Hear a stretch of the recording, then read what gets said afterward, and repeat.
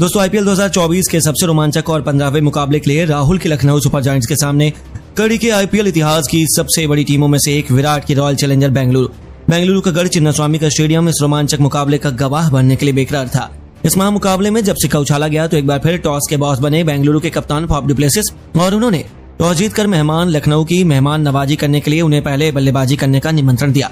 लखनऊ की तरफ से अपने बल्ले से तबाही मचाने और अपनी टीम को तूफानी शुरुआत दिलाने के इरादे से क्विंटन डी कॉक के साथ लखनऊ के कप्तान केएल राहुल मैदान पर मोर्चा संभालने के लिए आए हुए थे। उनके कंधों पर अपनी टीम को तूफानी शुरुआत दिलाने की अहम जिम्मेदारी थी। दूसरी तरफ बेंगलुरु के लिए पहले ओवर में ही गेंद लेकर आए थे ऋषभ टॉपले, जो अपनी टीम को जल्द से जल्द विकेट दिलवाना चाहते थे। लेकिन भले ही लखनऊ ने गेंदबाज बदल दिया हो, समय बदल गया हो, मैच भी बदल गया हो, लेकिन नहीं बदली तो केवल बेंगलुरु की किस्मत।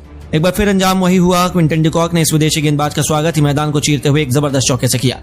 पहले ओवर में ही 3 घातक चौकों की बदौलत 12 रन बटोर लिए और लखनऊ को एक धाकड़ शुरुआत मिली थी।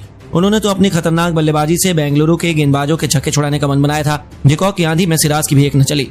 तीसरा ओवर लेकर आया सिराज के खिलाफ डी कॉक ने लगातार 2 गेंद पर 2 तूफानी छक्के बटोरकर अभी से बेंगलुरु को बैकफुट में धकेल कर रख दिया। बेंगलुरु खेमे में हाहाकार मचा हुआ था। उन्हें अपनी वापसी का कोई भी रास्ता नजर नहीं आ रहा था। डी कॉक की आंधी में हर एक गेंदबाज सूखे पत्तों की तरह उड़ गया और राहुल ने भी यश दयाल के सिर के ऊपर से छक्का लगाकर अपनी टेबल दिखाने शुरू कर दिए। अब तो दोनों तरफ से गेंदबाजों की बेरहमी से पिटाई हो रही थी। 5 ओवर में ही लखनऊ ने बिना किसी नुकसान के 46 रन बना लिए और बेंगलुरु के घर पर ही बेंगलुरु के गेंदबाजों को उन्होंने विकेटों के लिए तरसा दिया था। 5वें ओवर में भी मैक्सवेल का स्वागत राहुल ने तूफानी छक्के से किया। हालांकि अगली गेंद पर वह गलती कर बैठे, जहां उनका आसान से कैच फील्डर ने लपक कर अपनी टीम को एक बड़ी सफलता दिला दी। जहां पर राहुल 14 गेंद पर 2 तूफानी छक्कों की बदौलत 20 रन बनाकर पवेलियन लौट गए और बेंगलुरु ने मैच में वापसी कर ली। 6 ओवर में लखनऊ की टीम ने 54 रन 1 विकेट के नुकसान पर बना लिए और अब नंबर 3 के पायदान पर बल्लेबाजी करने के लिए देवदत्त पडिक्कल को उतारा गया था। लेकिन ये खिलाड़ी भी ज्यादा कुछ नहीं कर पाया। मोहम्मद सिराज ने इन्हें केवल 6 रन बनाकर ही पवेलियन का रास्ता दिखा दिया। लगातार गिरे 2 विकेटों ने बेंगलुरु की टीम में वापसी करवा दी और नंबर 4 के पायदान पर बल्लेबाजी करने उतरे मार्क स्टोइनिस।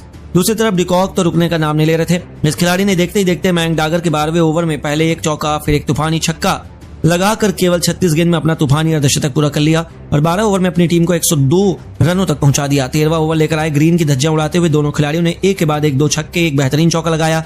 14वें ओवर में भी मैक्सवेल का स्वागत स्टोइनरी ने तूफानी अंदाज में जबरदस्त छक्के से किया। ये दोनों बेंगलुरु की खुशियों को मातम में तब्दील कर चुके थे। हालांकि मार्कस स्टोइनिस की रणनीति ज्यादा लंबी नहीं चली और मैक्सवेल ने उन्हें पवेलियन का रास्ता दिखाकर लखनऊ को तीसरा झटका दिया। लेकिन जाने से पहले स्टोइनिस ने केवल 15 गेंद पर 2 बेहतरीन छक्कों एक चौकों की बदौलत 24 रन ठोके और अब डी कॉक का साथ निभाने के लिए निकोलस पूरन आ चुके थे। दूसरी तरफ यह खिलाड़ी अपनी खौफनाक रफ्तार से अपने शतक की तरफ बढ़ चला था। उनकी पारी रॉकेट की रफ्तार से आगे बढ़ रही थी, जिसमें ब्रेक तो था ही नहीं। लेकिन दोस्तों तभी एक बहुत बड़ा चमत्कार होता है। 17वें ओवर में ऋषभ टॉपले ने क्विंटन डी कॉक अपने जाल में फंसा लिया और बाउंड्री पर उनका कैच आसान सा मयंक डागर ने लपक कर अपनी टीम को सबसे बड़ी सफलता दिला दी। लेकिन आउट होने से पहले डी कॉक ने केवल 56 गेंद पर 81 रन ठोके थे, जिसे उन्होंने खतरनाक 8 चौकों और 5 छक्कों से सजाया था। आखिरकार अब जाकर बेंगलुरु ने थोड़ी राहत की सांस ली। उनके आउट होने के बाद बल्लेबाजी करने आए आयुष बडोनी भी बिना खाता खोले पवेलियन लौट गए। लेकिन निकोलस पूरन तो बेंगलुरु को खून के आंसू रुलाने के लिए मैदान में आए थे। 19वें ओवर में इस खिलाड़ी ने ऋषभ टॉपले के परखच्चे उड़ाते हुए एक के बाद एक 3 खतरनाक छक्के लगाए और छक्के की हैट्रिक बटोरी। आखिरी ओवर में भी इस खिलाड़ी ने मोहम्मद सिराज को एक के बाद एक 2 तूफानी छक्के लगाए और अपनी टीम को 20 ओवर में 181 रनों के पार जैसे स्कोर तक पहुंचा दिया। जहां पूरन ने नाबाद रहते हुए 20 ओवर में 5 तूफानी छक्कों और 1 चौकों की बदौलत 39 रन ठोक दिए। बेंगलुरु के लिए मैक्सवेल ने सबसे अधिक 2 सफलताएं हासिल की। बेंगलुरु की तरफ से इस लक्ष्य को चेज करने की जिम्मेदारी अपने कंधों पर उठाकर ओपनिंग करने के लिए विराट कोहली के साथ फाफ डु प्लेसिस की जोड़ी मैदान में उतरी थी। हालांकि पहले ही ओवर में दोनों बल्लेबाजों को मुश्किल का सामना करना पड़ा क्योंकि रन आसाना नहीं हो रहा था। हालांकि दूसरे ओवर में कुणाल पांड्या के खिलाफ विराट कोहली ने बेहतरीन चौका लगाया। मौजूद उसके बेंगलुरु 2 ओवर में केवल 13 रन बना पाई। ऐसा लगा कि दोनों बल्लेबाज मुसीबत में हैं। लेकिन दोस्तों तीसरा ओवर लेकर आए सिद्धार्थ के ओवर की आखिरी 2 गेंद पर 2 बेहतरीन चौका लगाकर डु प्लेसी ने अपने तेवर लखनऊ को दिखा दिए। उन्होंने अपनी टीम को एक जबरदस्त शुरुआत दिला दी थी। चौथे ओवर में किंग कोहली ने नवीन उल हक को जमकर कूटा। पहले एक तूफानी छक्का, जाते जाते डु प्लेसी ने एक बेहतरीन चौके से ओवर का अंत किया और 4 ओवर में बेंगलुरु ने 36 रन बना लिए। ऐसा लगा कि आसानी से बेंगलुरु या लक्ष्य चेस कर जाएगा। लेकिन जैसे ही बेंगलुरु के फैंस खुश हुए तो वैसे ही एक पलटवार हुआ जिसने बेंगलुरु फैंस की आंखों में आंसू लाने को मजबूर कर दिया। जी हां, पारी का 5वां ओवर लेकर आए सिद्धार्थ ने किंग कोहली को अपने जाल में फंसाकर सबसे बड़ा झटका बेंगलुरु को दिया। जहां विराट 16 गेंदों पर 2 चौके और एक बेहतरीन छक्के की बदौलत 22 रन बनाकर वापस लौटे तो गरीबी में आटा गीला। अगले ओवर में कप्तान डु प्लेसी भी रन बनाकर और पवेलियन चलते बने। इससे बुरा क्या ही हो सकता था। अब मैदान पर रजत पाटीदार के साथ ग्लेन मैक्सवेल पर अपनी टीम को जीत दिलाने की बड़ी जिम्मेदारी आ पड़ी थी। लेकिन दोस्तों लखनऊ की आंधी में मैक्सवेल भी ज्यादा देर तक नहीं पावर प्ले की। आखिरी ओवर में गेंदबाजी करने आए रफ्तार के नए सौदागर मयंक यादव ने मैक्सवेल को चलता कर बेंगलुरु की कमर तोड़ दी। जहां मैक्सवेल तो खाता भी नहीं खोल पाए। हालांकि पावर प्ले की आखिरी गेंद पर पाटीदार ने चौका लगाया।